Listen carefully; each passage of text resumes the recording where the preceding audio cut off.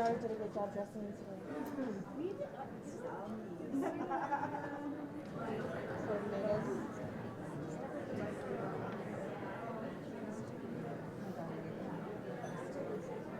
like, that's a yes, that's a no.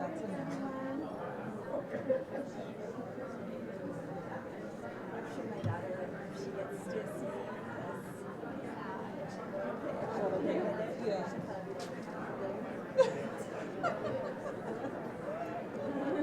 I love the duster. Yeah, that's great.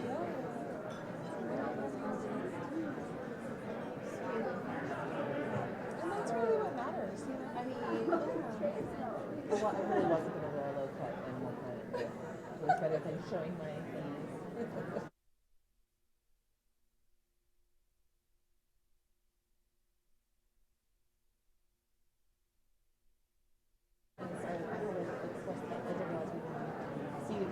Yesterday morning. Oh, no, you have one or two. Oh, good.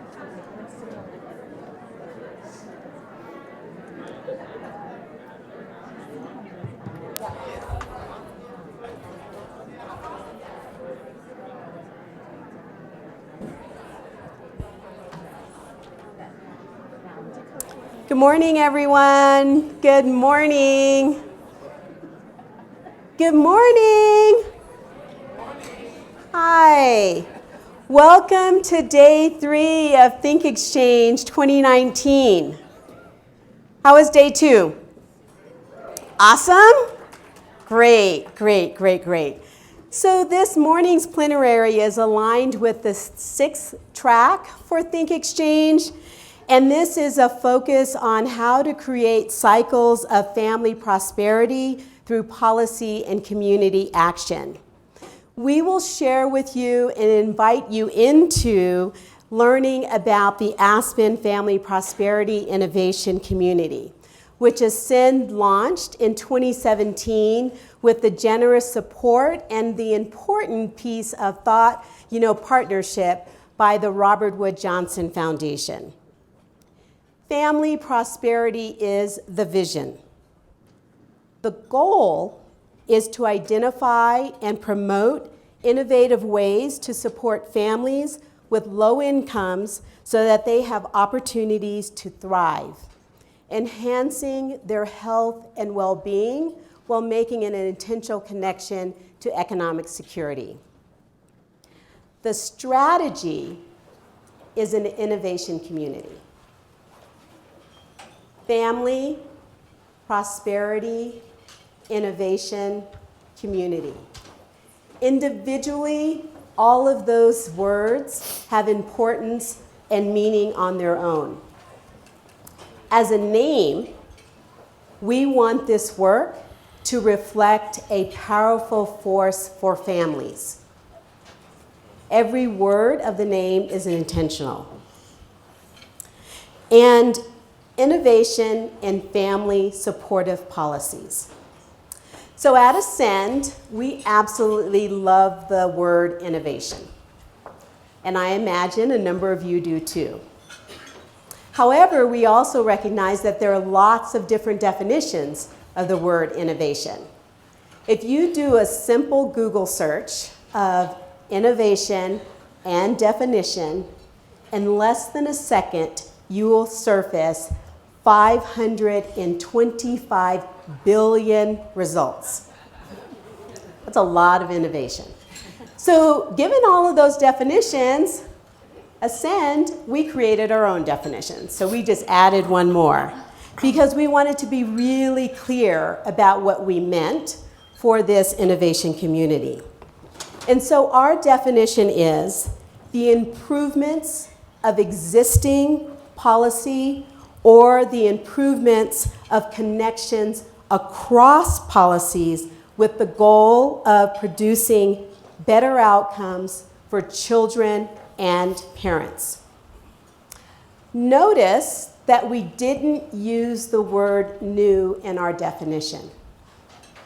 We are focused on improvements in family supportive policies. The Family Prosperity Innovation Community includes 3 important clusters. And you see here on the slide those 3 clusters. We have national advisors. This is a group of 13 thought leaders that span multiple sectors, and their role in the innovation community is to leverage the work of the recommendations as well of the innovation community across the country. The policy innovators are comprised of 7 organizations that are nationally recognized for their work implementing, designing and implementing, work that is focused on family supportive policies. And they took the time to, produce products and did a project that was either around conducting research or implementing specific innovations. And there's lots of information about their specific work in the app. The community innovators are 10 Ascend Network partners who join the innovation community very specifically to share their perspectives on family supportive policies that were most important to the families in their communities. The design of this innovation community is really intentional. And as you'll see, that is very, very diverse. Please note that there's geographic diversity across the community innovators. There is sector diversity among the national advisors, and there is diversity of policy perspectives across the innovation community.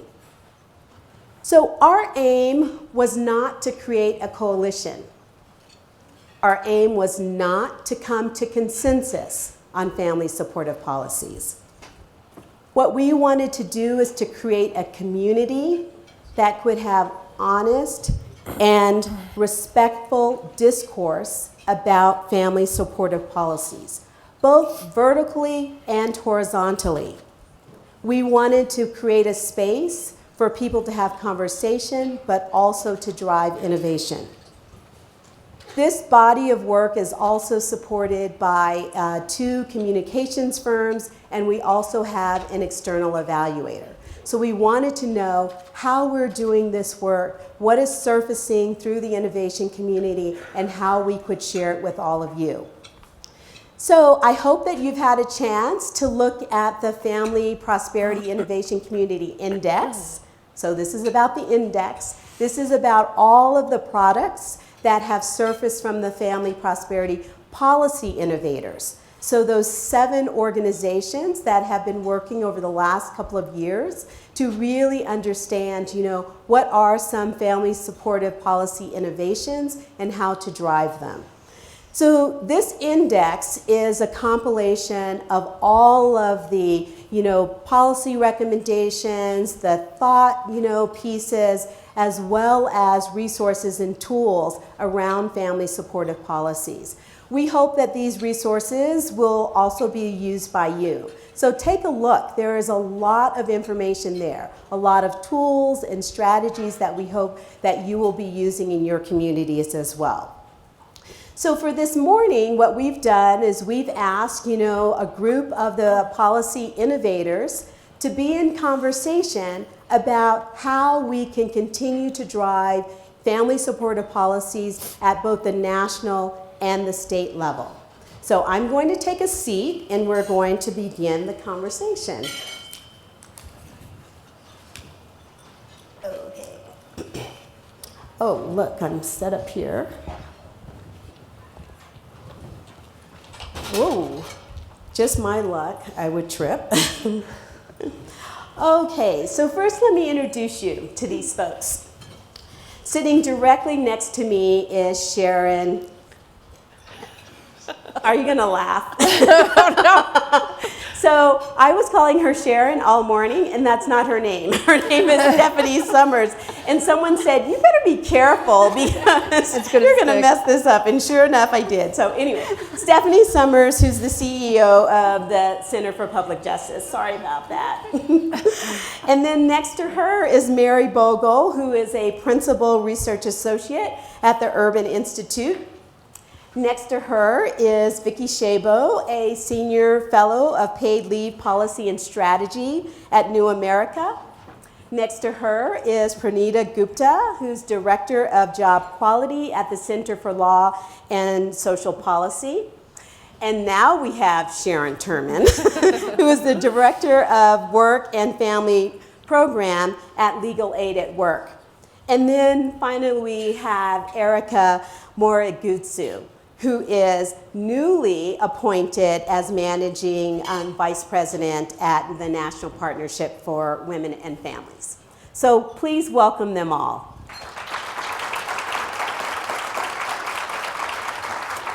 So we're going to start out, so I gave a definition of innovation. I would like to start out by having each one of you share with us your definition of what family supportive policies are. What does that mean in your work? So thanks, it's a great question. We talk about family supportive policies as kind of the broad range of employer practices and public policies that respect human dignity and honor and support the family responsibilities and ties that shape human life. Great. Mary. It is a good question because there is actually in the literature no commonly accepted definition of family supportive or work family supportive policies.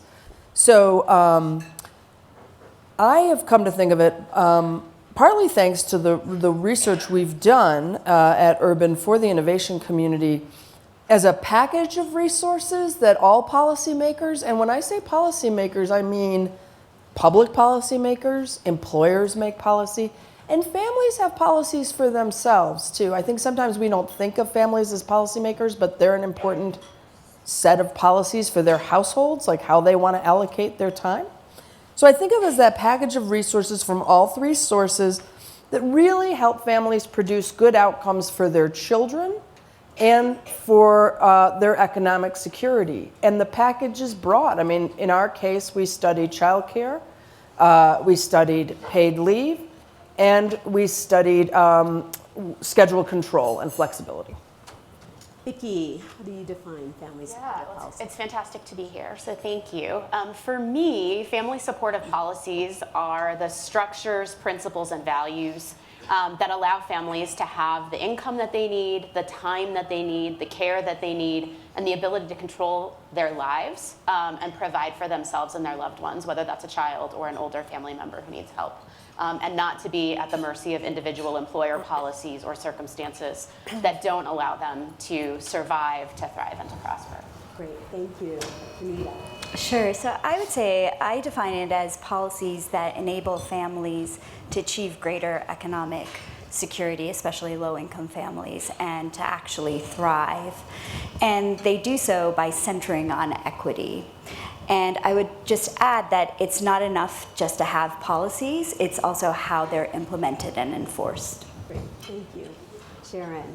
Yeah, for me, family supportive policies are policies that recognize that workers are human beings who sometimes get sick and may have children or may have aging parents or other loved ones who are ill.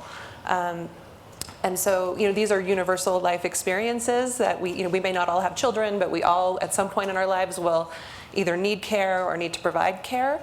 So family supportive policies are policies that reflect that reality and ensure people can be there for themselves and their loved ones without jeopardizing their livelihood. Erica. Yep. So at the National Partnership, from the economic justice portfolio that 17 days in, I've learned that we center our work on and some of our accomplishments on leadership and support for issues that I think are traditional in this kind of policy frame, which equal pay and paid family medical leave and paid sick days and pregnant workers' fairness and sexual harassment.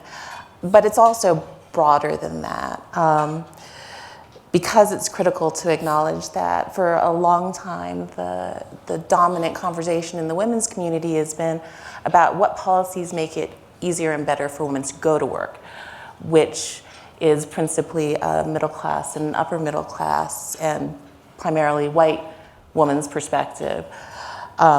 We also need to focus on how policies allow women of color and lower income lower class women who've more often always had to work to finally be able to take care of themselves and their families. So our work on family supportive policies includes all of those things, plus healthcare and childcare and education and poverty alleviation and the wealth gap, housing insecurity and criminal justice reform. Because we cannot and should not approach family supportive issues without also examining the inequalities that brought us here, which includes examining and tackling systemic sexism, racism, and implicit bias. Great, thank you. Thank you for that. So when we often think about family supportive policies, we're thinking about, what helps people get into, stay in, advance, and work, right? But we don't think about it in a two-generation perspective. And what does it mean, for employees and workers and, who are parents? And so yesterday in the New York Times, Clara Kane Miller reported, and I just want to bring this into the conversation so that you can see, how family supportive policies, they do or do not support the entire family. So what she says is that children with parents with precarious work schedules, so that means that they don't know when they're going to be at work or how long their work is going to be from day to day, were much more likely to exhibit anxiety, guilt, or sadness than children with parents with stable schedules. So just sit with that, what happens to the parent is also affecting the child. That's the two-generation piece of this, right? So the way that we're going to lean into this conversation is in sets of questions that I will ask, each pair, and they'll have an opportunity to respond. So I will start with Stephanie and Mary, and the question is how do employers listen to the voices of their employees and families? How does that happen, in the work that you've seen and what you hope to see? Yeah, great, thank you. So we focused our innovation, our research, our tools, and our dialogues on employers within what we call the sacred sector. So these are the wide range of faith-based workplaces who both employ and serve low-income and low-wage workers. And just for context about our work, up until the commencement of this work about 18 months ago, there's no leadership or no existing effort within the Christian community on family supportive workplaces and policies. So our whole effort and line of research is actually an innovation in and of itself.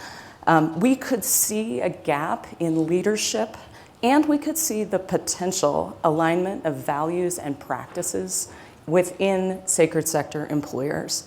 And our work in family prosperity did outreach to the sacred sector employers to help create family supportive workplaces.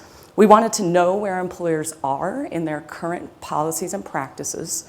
We wanted to understand where there are opportunities for growth. And we wanted to help these employers in the sacred sector create a definition of family supportive workplaces, which we saw as being very comprehensive, but also inclusive of things like paid family leave. So our family supportive practices in the sacred sector study surveyed these practices in the 4 biggest types of sacred sector organizations. So that's education, healthcare, charities, and congregations, churches, to examine how well these organizations provide family supportive workplaces. And sort of the top line findings of our research, really positive finding in that sacred sector employers are really motivated to provide family supportive workplaces. It's important to note that the values are there, they're embedded in the institutions, and that the values are motivating. So folks have questions about what to do and how to do it, but not why. And I think that's a really important thing. Not knowing how to do something is a fixable problem, right? Second, we learned that sacred sector employers already listen or are really well prepared to listen to and respond to the families in their workforce because they already listen to produce aligned values in their client base They want their clients to have healthy families. And in order to do that, they regularly listen and respond accordingly. And this practice, we found, was easily able to be extended to how they worked within their own workforce to support their families. And lastly, just sort of as a top line, sacred sector employers really want to be known for having integrity in their own organizational practices regarding families. So while they often could not start to implement a practice like paid family leave, employers were able to easily implement other family supportive workplace practices. So again, just to kind of think about this, within an 18-month window, you have people in the decision-making space making decisions to shift their workplaces to be more family supportive as a result of entry into this conversation. So this research, we published it in a series of reports, we've done webinars. It's the basis for convenings we then held with many leaders in the sacred sector, and they began to implement these more family supportive workplace practices. It also opened channels in their organizations for better understanding the needs of their families. And there's a lot more work to be done to go from kind of this hunch 18 months ago that sacred sector employers would embrace family supportive policies, all the way to something as kind of major as two national associations, the National Association of Evangelicals and the National Hispanic Christian Leadership Conference, coming out with resolutions in favor of paid family leave. This has really been a joy for us to be part of. Just for context, for those of you that don't know this, those two organizations comprise about 33% of the congregations in the United States.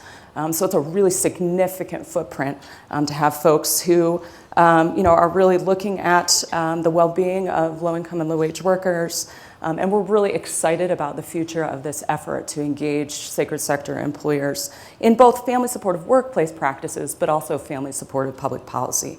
We see tremendous potential in both facilitating and recognizing these shifts towards family supportive work. And we think this can mean a boost for family well-being for countless households and strengthen cultural signals about the significance and the specific components of family supportive workplace policy. Great, thank you. Yeah. Thank you so much. Mary. Great. In our research, we spoke to a range of employer group representatives and then vetted that with employers themselves. And there's a report in the documents on our research in the documents file of HUVA if you want to find out our sampling and all that stuff. But I'm going to go at the high level and say that for the big employers, what we found was they have a range of mechanisms for listening to their employees: exit interviews, focus groups, suggestion boxes, outside research like ours, yay. And then for small businesses, there was much more of a, we know our employees, we work next to them every day, we care about them, we are motivated on a values basis to listen to them. What we also found, and this is backed up in other areas of the literature and research on employers, of which is kind of thin, actually. One of the reasons we did our studies was to find out more about employer perspectives. But one of the things we found for ourselves and others have found is that often employers don't have a lot of information about their employee needs. There's some gaps in knowledge there. And where they really lack knowledge is what to do about them. Like, they think they have a role in certain areas, especially, it turns out, workplace flexibility and schedule control. They think they share it with the public sector on family leave. Some of that may be driven by recent policy debates. And they really think the public sector is mostly responsible for subsidized childcare for low-wage workers. But when it comes to doing things about this stuff, they need a lot of support on what the innovations are. And because the knowledge gaps are there too. So knowing what employees need and knowing how to meet those needs, big gaps there. More work needs to be done to really help them think about, okay, yes, we think our workplace schedule control and flexibility policies help with childcare. People can zip off, do the errands they need for their children, take care of a sick loved one, even run those errands. But what does that mean? Like understanding more about the kinds of things Stephanie just said, which is, gee, if you're too flexible or you've got the, people's schedules running all over the place and you're too controlling as an employer, you're throwing the child outcomes off. They really do need that information, and they need peer groups, high road employers to show them how to do this. I mean, I think Sharon's organization, Legal Aid at Work, does some wonderful awards work where it really showcases best practices. That could help with these knowledge gaps, because when it comes to listening and doing, and I think we were a little surprised by how big those gaps can be. Great, thanks, Mary. So it sounds like from this area of focus specific to how do employers really understand the needs of employees, there are some models out there and some strategies and tools and innovations, but lots more work to be done. Okay, yes. Thanks. So now we're going to lean into a conversation around paid leave. So this has been a national conversation for a long time. The partnership has been leaders in it. You're now at New America, very focused on that. So the question for you, Vicki and Pranita, is what's next on paid leave? So I'll kick off. We're very much in conversation here. So I think paid family and medical leave and the progress in states, among some employers, for some workers, has been really tremendous. And just as a sort of example point of that, there is a federal bill, which I'll talk about in a couple of minutes, and I know others will too, that was introduced for the first time in 2013, called the Family Act. At that time, and for the whole first year, it had 6 members of the Senate as co-sponsors and just over 50 members of the House of Representatives. Fast forward to last week, that bill now has close to 200 members of the House of Representatives as co-sponsors and 35 senators, and there's now bipartisan support in the House. Another point, in 2014 I testified in the Senate, not a single Republican showed up. Only Democrats showed up to that hearing. And so we're seeing a growing bipartisan conversation on this issue. We're seeing bipartisan support in states. Erica's going to talk a bit more about that.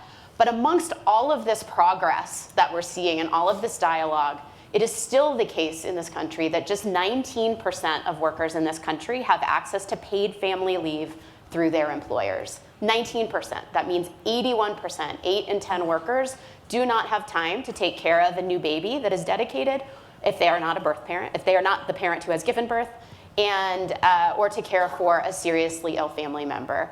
Just 40% have temporary disability insurance for their own personal health issue, including delivery and recovery from pregnancy. And only 70% of workers have a single paid sick day. Some of these numbers have gone up. Paid family leave access has increased by 5 percentage points over the last 5 years. But from an equity perspective, that progress has been almost nothing.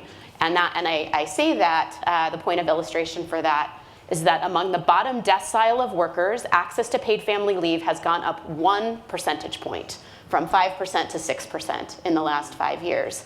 For the highest end workers, the top decile, it's gone up 14 percentage points, from 20% to 34%. Now, I would argue that 34% isn't enough, and part of the reason that we still have so much work to do is because of the variation among employers. So employers who want to do the right thing but don't know how, employers who put a policy in place for their highest income workers or their professional workers but don't have the same policy for their support staff or for the contractors in their building.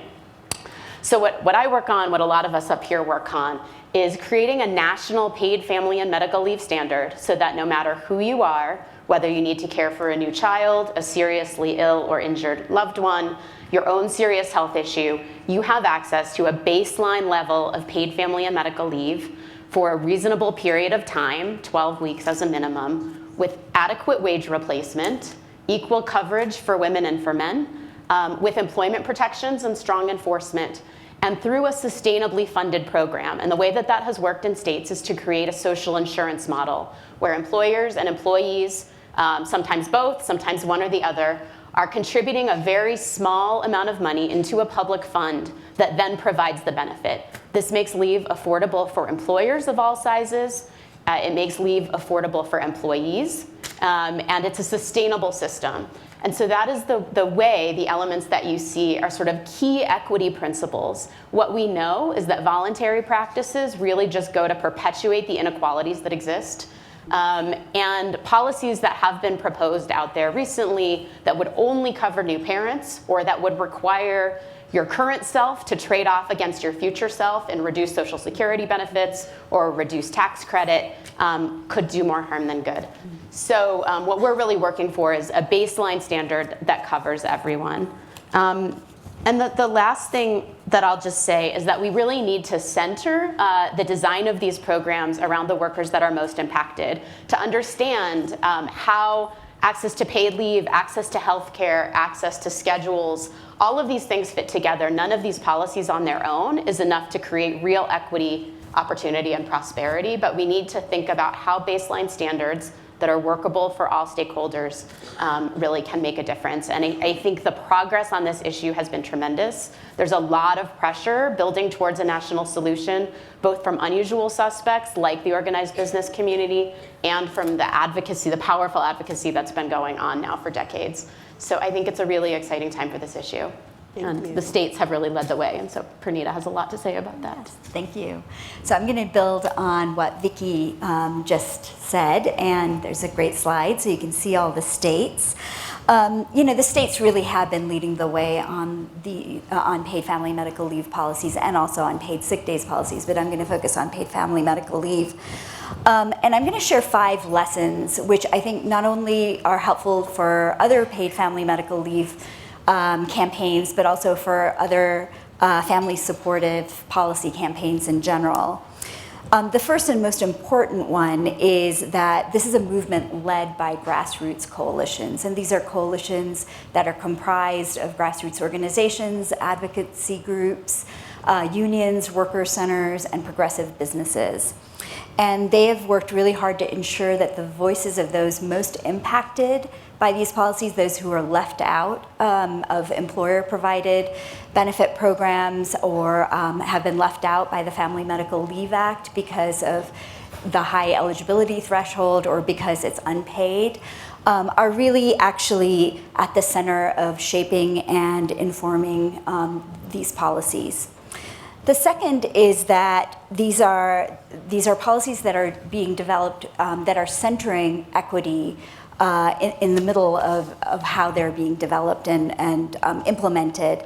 And so, as Vicki mentioned, they're all policies, all 8 states and the District of Columbia that have passed paid family medical leave policies, as well as about 5 additional states that are very close to passing similar policies, are building on a social insurance model. So these are states that are able to pool the funds and the risk to ensure that this benefit is accessible and affordable for everyone.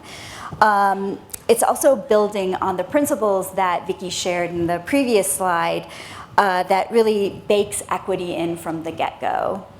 I would say a third big lesson is that there's consistent evaluation and improvement as part of this policy process. All the states that have passed these policies, as well as the newer states, are building and learning from the lessons from those states, and then those lessons are actually shaping subsequent states that are passing similar policies.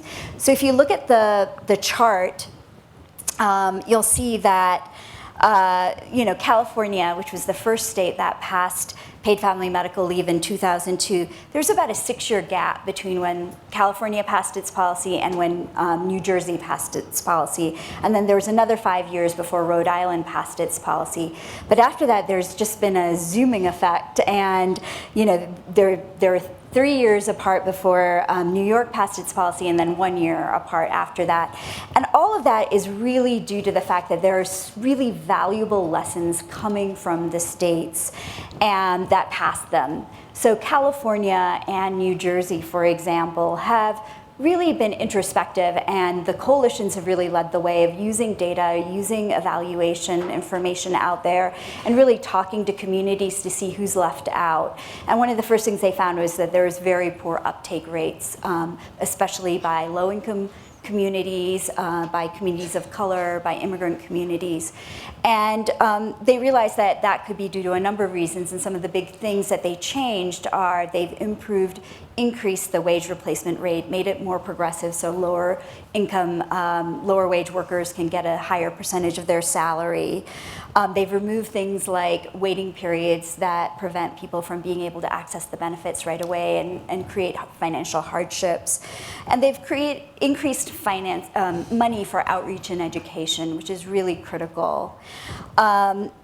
Another important lesson is that there's good and transparent data collection.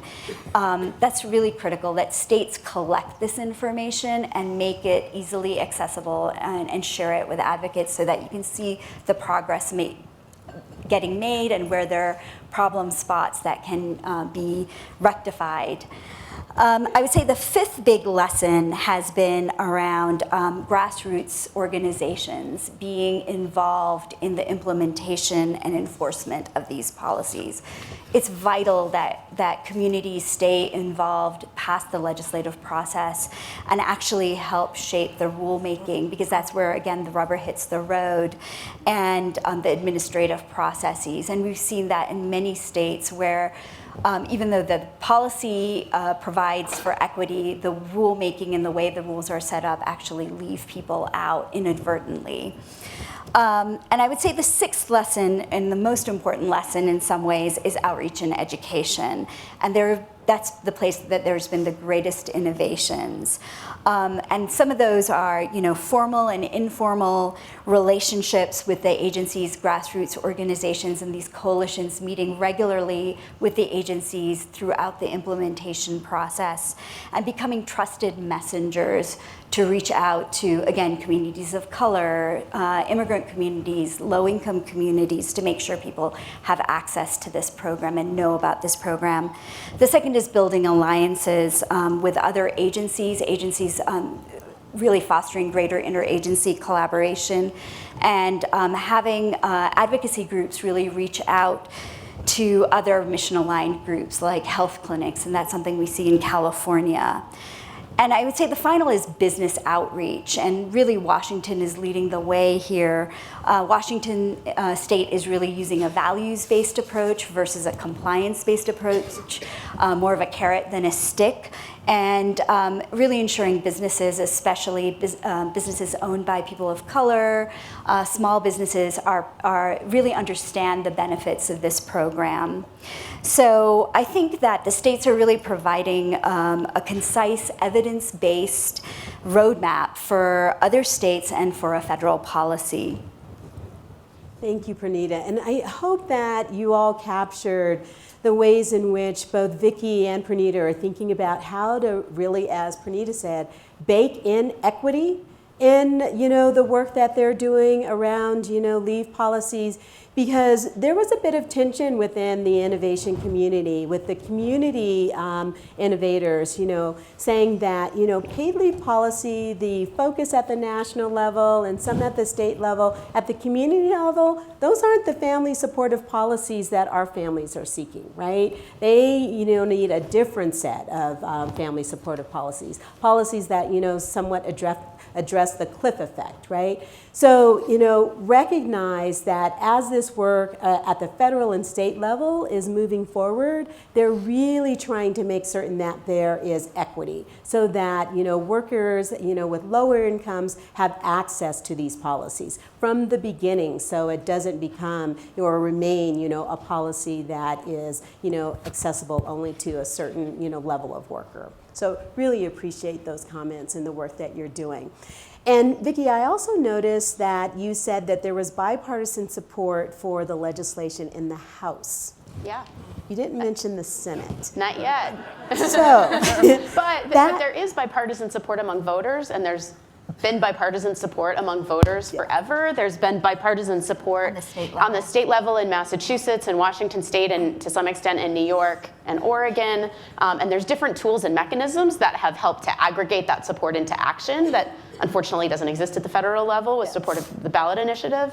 But I think this is a no-brainer policy. And to your point about the cliff effect, This is actually the opposite. What we're trying to design is a universal policy that tries to both address the real economic challenges that workers, very low income workers and sort of working class, low to middle income workers have, but also a policy that's designed really to change the culture around family and care.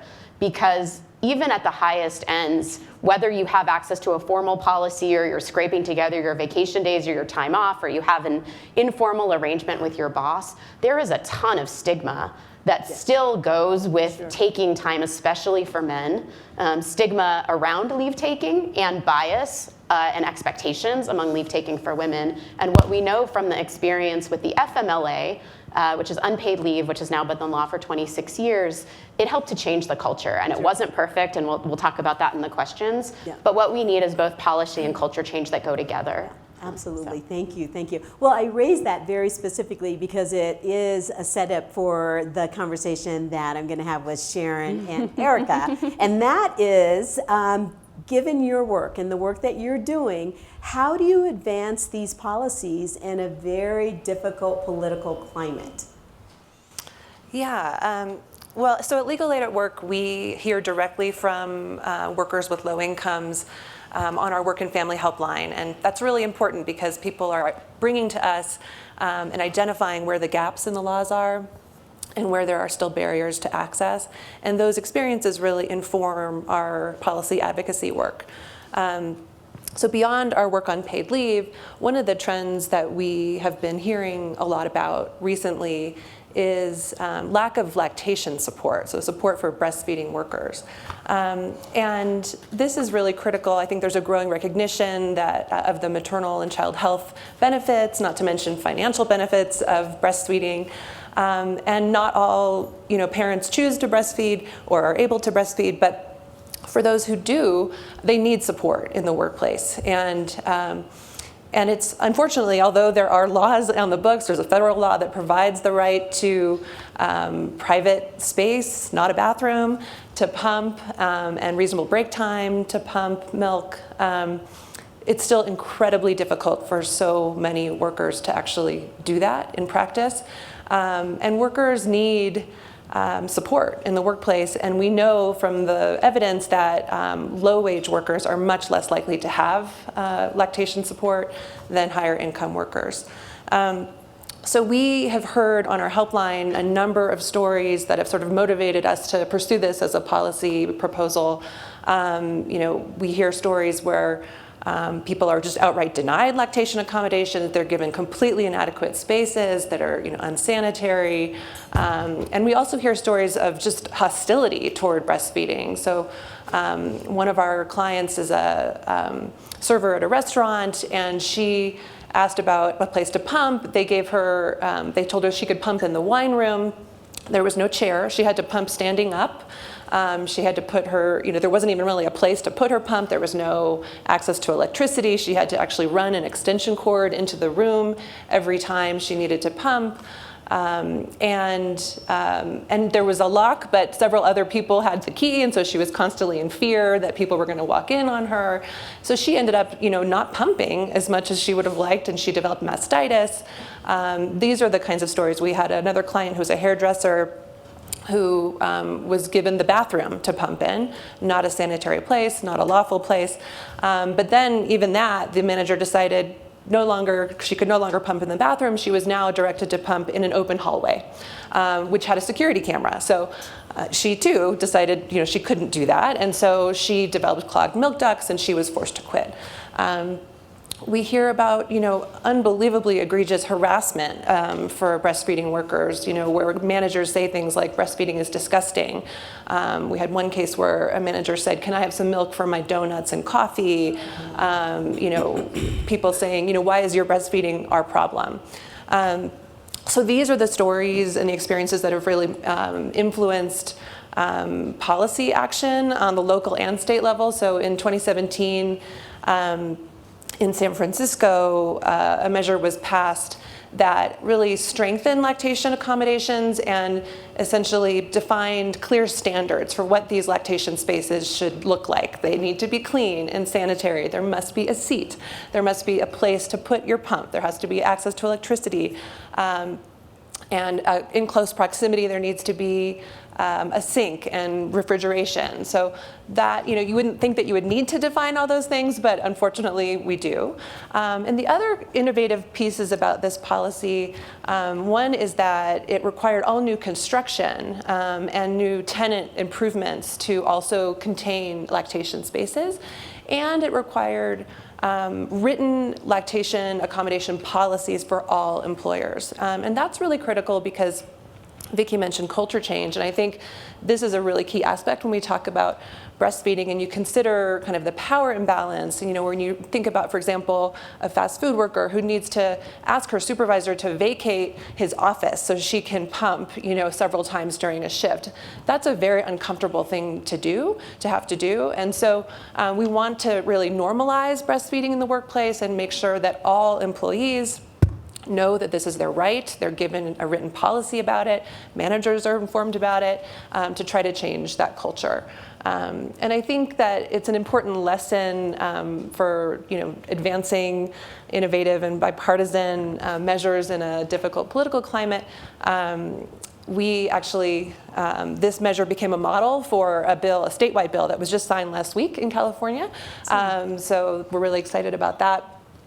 In San Francisco, there's no such thing as bipartisan support because there's no Republicans. But there was no business opposition to the San Francisco measure, and that's critical. And actually, the local chamber of commerce actually came out in support of the measure. And then the statewide measure did have bipartisan support. So I think that this advocacy kind of really shows that local and state laws can be kind of a testing ground for these kinds of family supportive policies and prove that they're feasible and the sky doesn't fall. Great, thank you so much. Erica. Yeah, Sharon, and just thank you for your leadership on that. My last senator who I worked for was Tammy Duckworth. And when you talk about the power of storytelling and policy initiatives that bubble up from real people's suffering and needs, sometimes you can use power from a personal perspective in that privilege for good, which is why Senator Duckworth has been such a champion about lactation accommodations in airports. Mm-hmm. So thank you for that. And Marjorie, thank you for inviting me to join these amazing mission-driven professionals who are on the stage here. It was a leap of faith on your part. No. Because of sight unseen, and so I'll try not to disappoint. Except that I'm going to answer your question by kind of turning the premise on its head a little bit, Sure. which is a little rude. So I apologize for that. It's because I don't just believe that progress could be made in this environment. I think that progress has been made because of the years and years of work. And that's narrowed the divisiveness over these workplace equity issues and softened partisanship. And don't get me wrong, I mean, the divisiveness in Washington is real. This week, my former boss, Harry Reid, was on a podcast with another former boss, David Axelrod, talking about a bunch of things, but it included what he called crippling partisan rancor. And what the senator was talking about 2008 and George W. Bush, not 2019. And of course, we know in 2019, under Donald Trump, hateful rhetoric and dangerous erosions of our rights and security has reached a fever pitch that we really couldn't have imagined in 2008. The parties can't even agree on the value of a functioning democracy or what the definition of freedom is and who's entitled to those freedoms. So it was kind of dark, so I apologize for that scene set, but it is, based, I agree with the premise on that basis, but it's also a moment when some of the issues that we've been working on have become so compelling and have had seen too much success to be so sharply partisan. And there are several examples of softening partisanship on some of these issues at the federal and state level. State paid leave laws were supported or sponsored in several states, including Washington, Massachusetts, Oregon, and New York. At the federal level, for the first time in the 6 years that it's been introduced, the Family Act has got a Republican co-sponsor, and we have hope for more. Over the summer, the Federal Employee Paid Leave Act was included in the Defense Authorization Bill with the support of key Republicans. And now, in the Senate, there's a majority of senators who are on the record supporting the inclusion of this policy, and that includes 4 Republicans. And there are a bunch of other examples, including the 27 states that are deep blue and deep red and everything in between that have pregnancy accommodations, and the Pregnant Worker Fairness Act is bipartisan in the House and is going to have a hearing next week. And there's also been bipartisan support to combat maternal mortality and improve maternity care through the work of my colleagues on the health team. Sarah Coombs is here in the room from the partnership. And this is an increase in bipartisanship on a bunch of different fronts, even in these tough, dark times. And it's not by luck. It's not the work of a day. It's the direct result of the important work that leaders and advocates have been doing locally and on the Hill every day for years. It's partners like CLASP and Family Values at Work and so many others, everybody on the stage, but also the brave families who are sharing generously their experiences to demonstrate locally what the needs are for change, and also celebrating the successes when we see them. And those are in the deeply, directly impacted communities where policymakers should care the most. We've also seen increased engagements from the business community on these issues with their public support and endorsement for federal and local policy solutions, and their own commitment to their workers to improve their practices, which makes the business case that people 10 years ago, policymakers 5 years ago, were very, very skeptical that it would make sense. And we've also seen increased interest in the voter population, which also matters. The National Partnership in its 2018 analysis and polling found that 8 out of 10 voters support comprehensive Family Medical Leave Act for all workers, and that 70% of all voters stated that it didn't matter, partisan politics and party affiliation shouldn't matter in enacting those policies. And the candidates and our elected leaders are listening. In 2018, the National Partnership analyzed key candidate platforms to see whether or not candidates in key races would mention at least one workplace equity issue as part of their issue statements. And we found in 2018 that over 50% of these key candidates made at least one mention of a workplace equity issue. These were women candidates and men candidates, mostly women. And there were Democrats and Republicans, but mostly Democrats.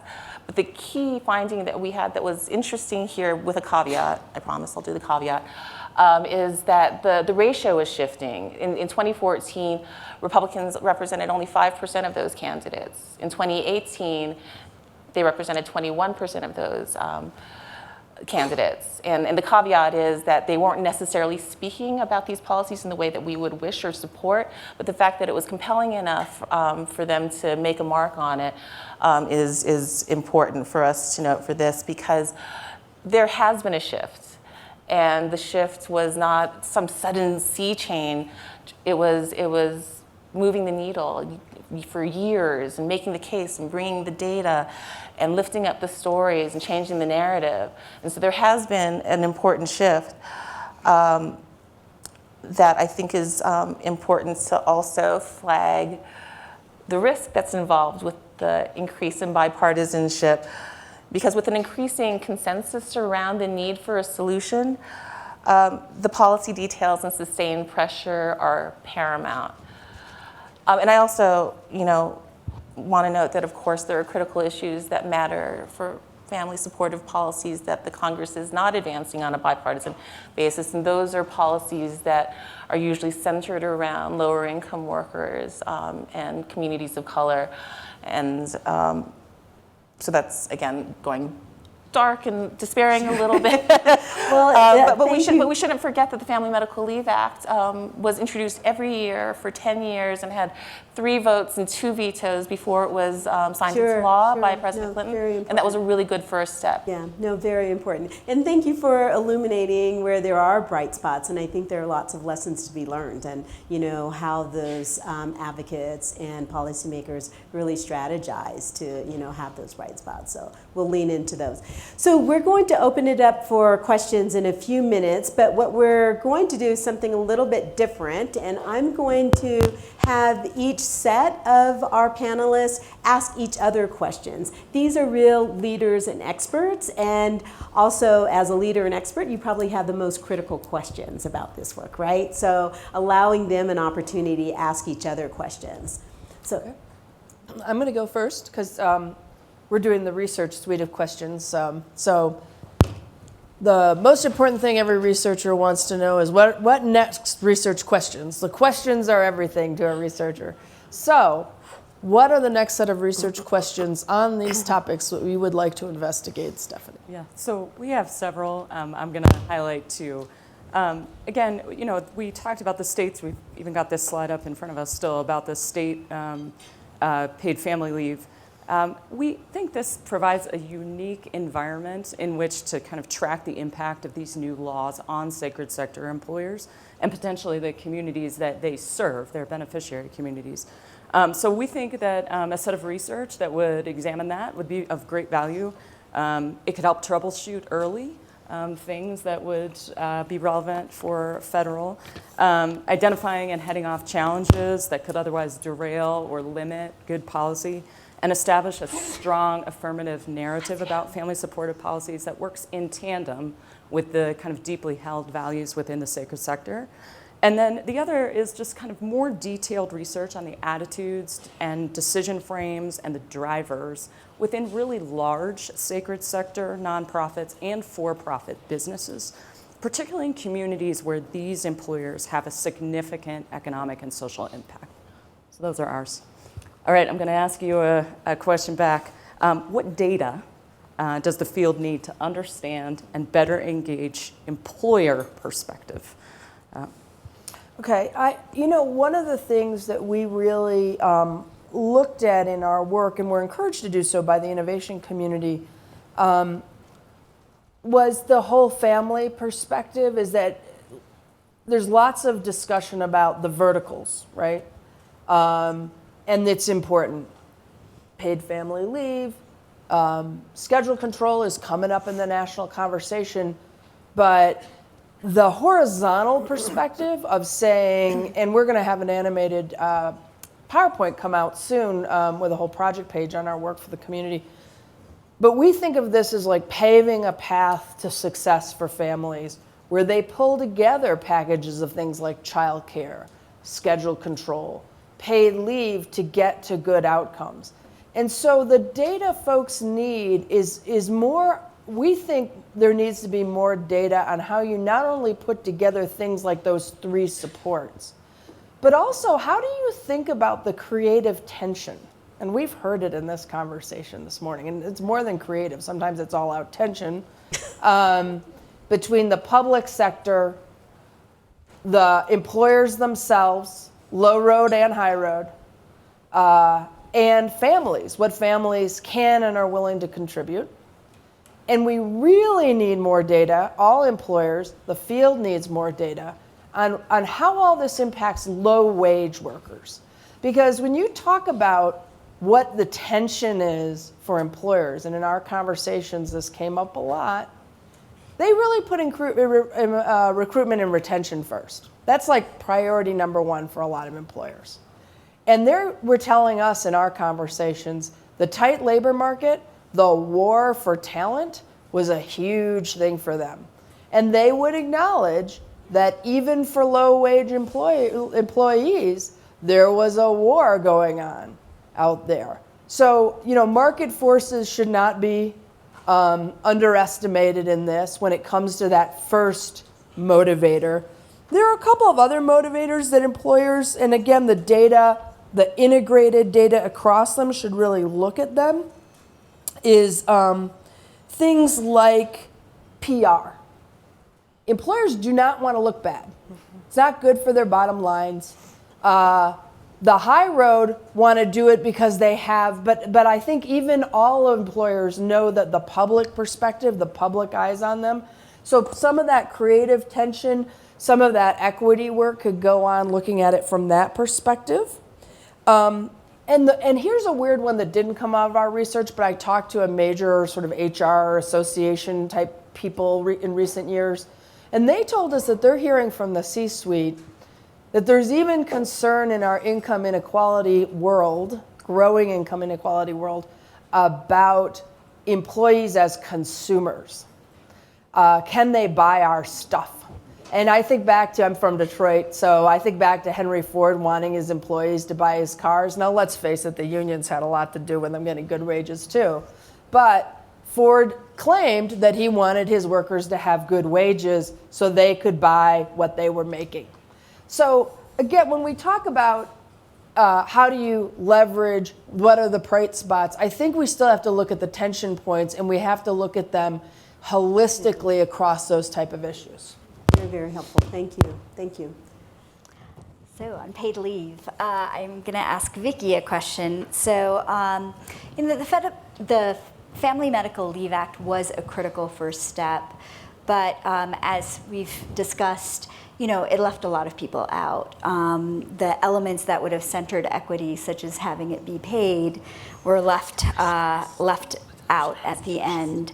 And so how do we ensure that as we're negotiating a federal policy, the Family Act, that these critical equity principles that you shared don't get negotiated away? Yeah, it's a great question and a great concern. And I will just say, from the Family and Medical Leave Act perspective, when it was first sort of brought up in 1983 and drafted on a typewriter in the then Women's Legal Defense Fund offices, now National Partnership, the idea that you would regulate anything in the employer-employee space around work and family was pretty crazy and transformative and very controversial. And little known fact is pay was never actually part of the FMLA. It was always about unpaid leave, but where the negotiations came were in carving out more and more workers. So smaller businesses, workers who hadn't been on the job for very long, workers who were part-time.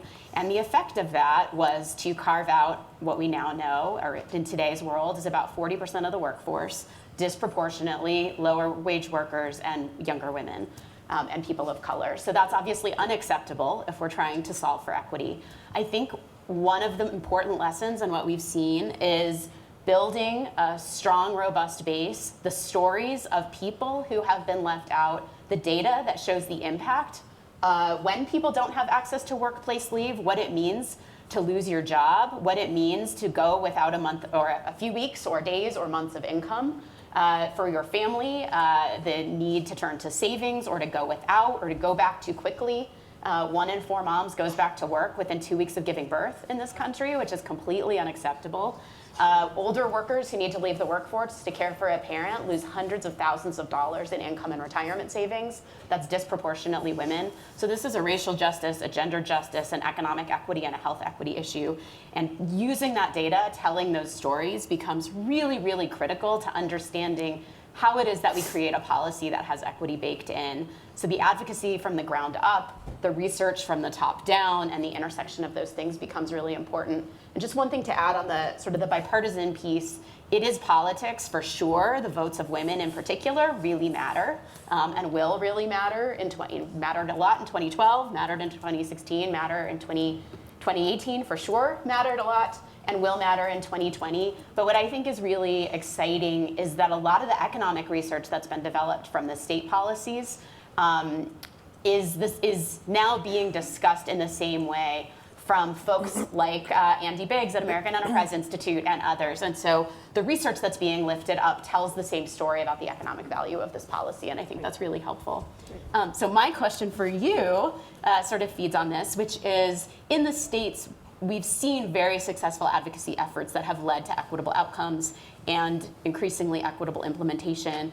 As sort of one of the leaders in the Paid Leave for All campaign, which has been formed to try to push for the enactment of the Family Act in the next 3 years.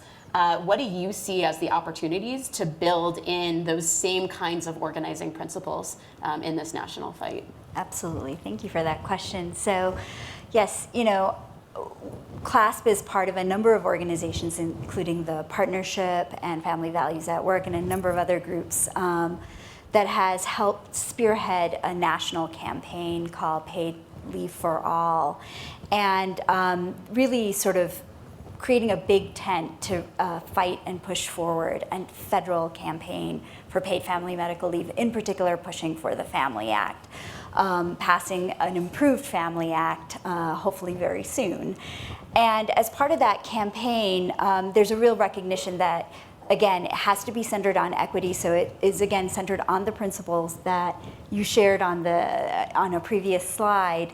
And it's really building off of the lessons from the states and ensuring that those state voices are part of the process of developing and shaping not only the narrative around this new federal policy around the Family Act, but actually shaping the policy to make sure that it is equitable.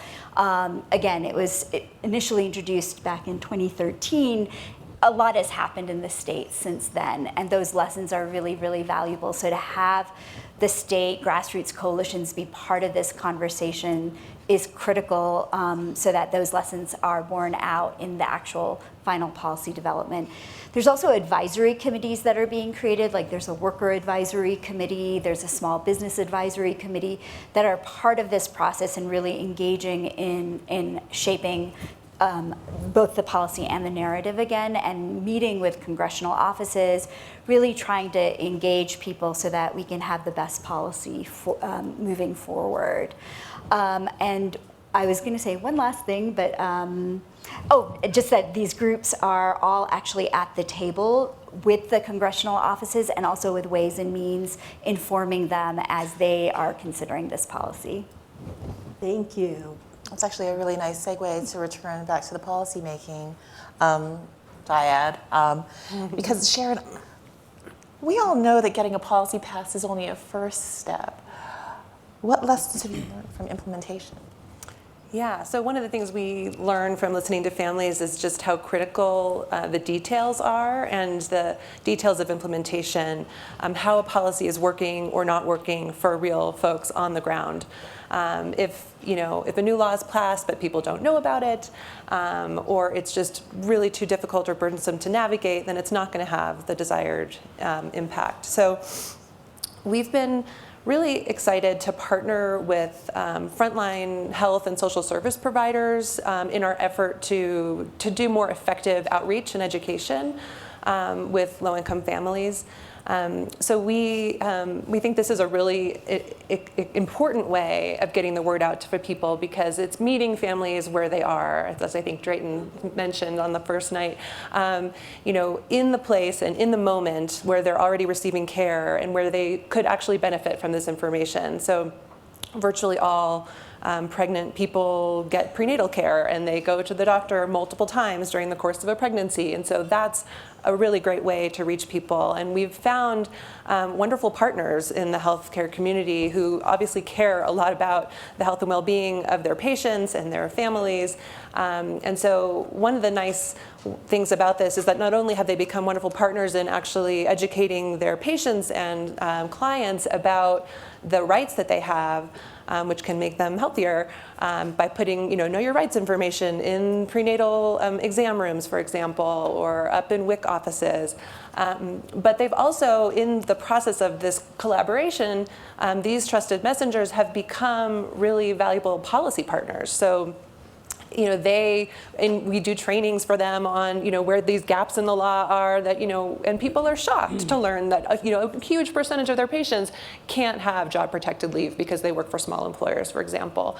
And so they have become really motivated and activated in the policy campaigns. These healthcare providers have, provided testimony. And so, for example, in our paid leave advocacy and in the lactation advocacy that I referenced, we had, Department of Public Health officials, providing testimony and support letters and doing health impact reports. And I think that perspective is really crucial in the policy narrative because it kind of changes the conversation away from, burdens on business or workers' rights to, being more about the health and well-being of children and families. So I'm going to ask you, you talked about greater bipartisan support developing for workplace fairness policies as a positive development, of course, but I wanted to ask, what are some of the challenges that you see with that? No, thank you for that question. It is very promising that members of Congress are finding it toxic, basically, to oppose these policies. We've come a long way in just a couple of years. Republicans are talking about social insurance policies, that's a sea change. But at this moment, it's super important to underscore that the details matter tremendously. And bipartisan support that isn't meaningful can actually be counterproductive and harmful. So in order, the slide that preceded the state family lead wins slide really underscores the principles that really need to be adhered to. And this is the wrong acronym and out of order, but it has to be comprehensive, universal, meaningful, sustainable, and secure. And so while we have seen a lot of the bipartisan support that's been a subject of this discussion, there have also been several Republican and bipartisan proposals that would do more harm than good, and that don't meet because they don't meet those principles, basically. So, for instance, no Republican-led proposal is comprehensive. That includes personal family leave or caregiving needs for families. Some of them have required harmful cuts to important programs like Social Security or some tax programs, and none of them contemplate the racial equity components that are still needed to improve existing law. And so that's the challenge, right, is that we're hopeful that we can engage with these Republicans who've supported the concepts, but also recognizing what a real policy is that we can support and make the case that working people need the comprehensive support without gutting other important programs. Great, thank you. So we have a few minutes, not as much as I would like, for question and answers. So we have some mic runners, and I'm going to lean in first, Aparna, right up front. And then we'll go to Ona. If you wouldn't mind introducing yourself, that would be great. Hi, I'm Aparna. Hello? Yeah. Hi, I'm Aparna Mathur. I co-direct the AEI Brookings Paid Family and Medical Leave work at AEI. This has been an excellent panel. I think, focus on these policies is essential. I do want to push back slightly on what Vicki, Pranita, Erica, and a few others mentioned on paid leave, as might be expected. Remember, I said we were not seeking consensus. The idea that, so I want to applaud the fact that we now have Republicans talking about paid leave. I think that's been missing from, the conversation that's happened here, because the big momentum at the federal level has been the fact that we now have 3 or 4 Republican proposals on paid leave. Now, we may not like the details of how the funding happens or that it's comprehensive or not comprehensive, but I think that's momentum in itself, and I think we need to acknowledge that. And secondly, is it really true that these proposals would do more harm than good? So the most recent Senate bipartisan proposal, which is not a bill yet, with Senator Cassidy and Senator Sinema, who is a Democrat, they acknowledge that, look, we want to start off on paid leave as a compromise, as a practical policy, because if we keep waiting for the Family Act, or we keep waiting for some other, super nice proposal, that might take another 10 years. But if we start now and we say, okay, people already get the child tax credit, let them pull that forward, let them get more money out of it. If they can use it as new parents, we can start off as a small step. And I think we need to acknowledge that is probably, the practical thing to do right now. There is, as you all pointed out, huge divides in Congress on what the ideal policy would look like. The Democrats, favor comprehensive leave and favor a payroll tax. Republicans are never going to jump onto a payroll tax, and they don't favor comprehensive leave. So in your view, is the ideal, standoff at this point that we wait another 10 years because, oh my God, we don't have the best plan yet? Or do we say, okay, we can actually help a lot of families currently by moving forward with something that's doable, but then wait for the policy to happen? I mean, you point out the FMLA happened 26 years ago. If we had waited for the FMLA to be paid, would we still be waiting for that, right? Okay, thank you. So, Aparna, thank you so much for your leadership also. I mentioned your colleague Andy, and I failed to mention you, and I should have, because you've been spending the last 3 years really focused on this and have made a lot of progress, and I think your work has been incredible. But I disagree. So that's probably not shocking. So I don't think the Family Act is 10 years off. I think the Family Act is 2 or 3 years off. And here's why. Public support is for it. We've seen the state campaigns brewing, and the states have passed more and more generous and inclusive policies. And the third, and I think really crucial ingredient, is that the organized business community, which for forever, including in the FMLA fight, has rejected the premise that we need any government intervention in this space, has basically seen the writing on the wall. They hate the fact that we have now 8 states in DC with all different laws. So we're gonna have a fight about preemption. But they are actively and increasingly saying, we want a national policy. We don't want a policy that only covers new parents. We want a policy that covers everything.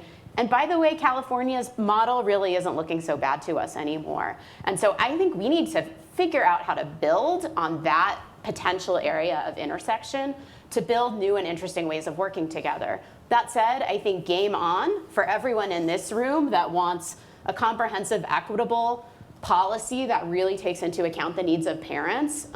Philanthropy needs to invest in robust efforts like Paid Leave for All and other stakeholders in this space to build out the grassroots campaign and communications efforts and business engagement efforts that are needed to make sure that that policy meets the principles at the end of the day. So I don't think we're that far off. I think we can get there. And public support for the Cassidy Cinema proposal, which for folks who don't know, would basically give families $5,000 of the child tax credit when they have a new baby in exchange for a $500 reduction over each of the next 10 years in their child tax credit. The public is split on that 42-41 in the poll that I've seen, and Republicans and independents are actually more negative than Democrats are about it. And so I think bipartisanship is wonderful. I'm so glad Ivanka Trump sat behind me at the hearing last year, which was odd, but cool. I think we're getting there. And so I'm optimistic and reject the idea that we have to make trade-offs against ourselves and against the families who have both needs to care for a new child and an old parent, and anyone in between. New parent and no child. I was going to go to Ona next, right here in the green. Yes. I'm Ona Porter from Prosperity Works in New Mexico. And, over my many years of advocacy, one of the things that I have learned is often we're having to do things in spite of, not because of. And we're just coming out of a dark period in New Mexico where we had Trump in address as governor for 8 years. And so as a result, in the work about family-friendly workplaces, we established family-friendly business awards in New Mexico. And they include about 5 different areas, and you can go from bronze to now we're having a platinum award. And the things that are there are really important, and they're important conversation starters, and they're all things that business chooses to do. Our most recent in the platinum award, we've added some things, but in economic security, higher than average wages, subsidized training and educational assistance, retirement and asset building opportunities as examples, right? And there have been over 400 businesses that have received awards, and they are proud of those awards and touting those awards and changing the culture in New Mexico. So I think we're going to get quickly to statewide policies that do this. So the question that I have is for all of you, really approaching this from an angle of it's kind of a bottom-up approach, but it has pushed policy in our state on a number of issues really well. Is that happening in your opinion? Yeah, I'm happy to speak to that. And I'm really excited to hear about the coalition in New Mexico. I'd love to hear more. We in San Francisco have had a coalition just like that. Originally called the Healthy Mothers Workplace Coalition, changed our name to the Healthy Families Workplace Coalition to be more inclusive. That has an awards program every year that recognizes employers with a bronze, silver, and gold level award in various dimensions of work-family policy, including paid leave, but also work-family balance, pregnancy accommodations, lactation accommodations, and we too have seen that that model has actually had a direct impact on policy. In fact, I think the ideas for all the local policy wins that we've had have come directly from that program, including the lactation support measure that I referenced. Yeah, and I think this is where, we get to that, the tension and the creative tension. The creative tension and the creative push spots happen in high road employers modeling to each other. And I think these awards efforts really help with that. Because especially, in a tight labor market, in a time when advocacy is really delivered, employers are looking for those solutions. So to see exemplars of others is really it's a certain kind of data that employers definitely need. I was on a panel yesterday with Daniel Williams of WMCAT, and we talked a lot about also how employers are forming these sort of resource sharing co-ops, especially smaller employers, because they get left out of the conversation sometimes, and some of them don't even make the requirements for having these policies, but they still need to do it. And the fact that they're coming together, and Daniel's organization and another organization called The Source are kind of coming up with ways that they can pool resources. So I think there is, in terms of bright spots and working with employers who are values-based in many respects, to do the right thing and then model that for those who, have other creative tensions. Like we did hear in our research a lot about how the larger employers want a federal policy on. They're tired of the patchwork of states. It really affects their businesses poorly. So at this point, there are just a lot of great places we could push in these awards programs, coming up from the bottom. That's great stuff. Great, thank you. One more question here in the front. Good morning, Beth Bai from Connecticut. Just a quick point to the comprehensiveness of the policy. Paid family leave in Connecticut passed this year after many years. But the public support allowed us to get benefits that were incredibly comprehensive, a broad definition of family. It was many, many years of work, but there were a lot of chances to compromise, but the advocate community was not letting there be much compromise in many parts of the bill. So because so many people wanted it, it passed. But my question is more of an evaluation question for states that are enacting paid family leave, is what measure in Connecticut should we be using to understand if paid family medical leave is helping families take that next step onto economic security? What's the measure? Question. Can I Renita, start? yes, absolutely, And then I'm sure absolutely. Mary, you can add, and others. So I think the first is just who is actually taking advantage of the program. How many low-wage workers, low-income families are actually accessing the program? And if they're not accessing the program, why is that the case? So I think really being able to collect that data and get deeper into why people are not taking advantage of the program is core. And it could be, and I think again, collecting that data can then inform, is it something that needs to change in the regulations? Is it something that needs a legislative fix? What is it? So I think that those uptake rates really, really matter. I think the second is how well, and it's really interconnected, how well do communities and businesses know about these policies so that they're sharing the right information and ensuring that people can access these benefits.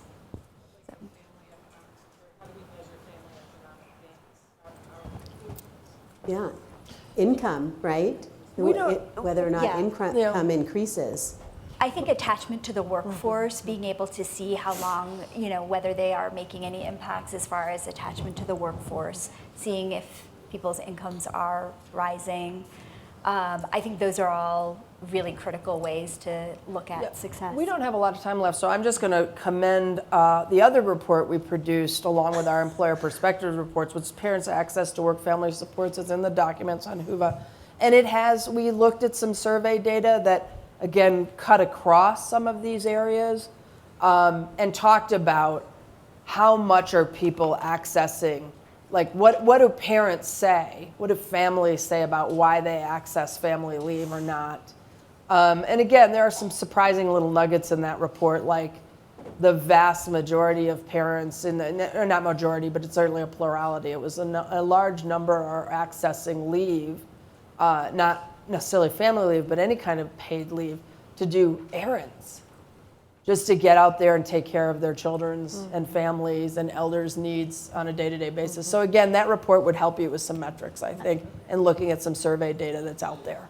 And I would add on taking the opportunity for the 2 years that you have before the program goes into effect to do pre and post around income shocks baseline. and how people deal with income shocks when a serious family or medical need arises, and look at how that changes post-program implementation. And the other thing I would just say, having had recent family experiences with hospitals and hospital systems, on the prenatal side, it's really easy to get interventions in. But I think on the family caregiving and personal medical leave side, there's some really interesting pilot projects that could be done in different hospital settings with respect to how family caregivers and people with their own serious health issues are learning about the program in a sort of very anecdotal look at hospitals in LA through personal experience, a sort of low-wage public rehab hospital, another sort of lower income hospital, and a very high-end hospital in just like my own personal little field work, which is not at anything, but nobody knows about this from the family caregiving perspective. And it's really underutilized, we know, in the data, but in these new states like Washington State, where a program is coming online soon, Connecticut, Oregon, Massachusetts, there's a huge opportunity to do really interesting and short, kind of quick burst pilot projects to learn how best to use hospital systems to reach family caregivers and people with serious health needs. Right. Thank you so much. So what you've seen this morning is, a third of the work that's happened under the innovation community. I mentioned that they're advisors and they're also community innovators, and they're all here. So I would like all members of Family Prosperity in the audience to please stand up. Yay! So thank you. These have been true partners. They have challenged us. They've been very candid, as you can see, and they've inspired us, and it's been a lot of fun.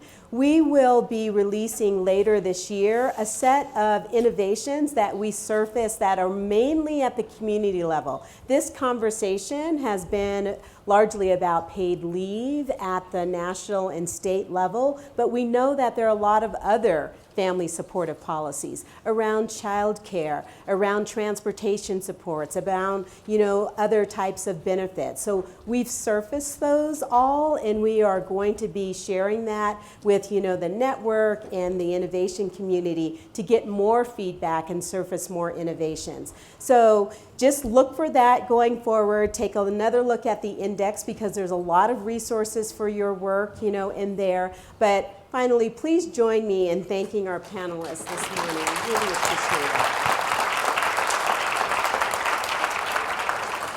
So you don't have as much time now to move to your next session, but now we're going to be starting another set of breakout sessions. So select which session you would like to go and make your way there quickly. Thank you so much. Thank you.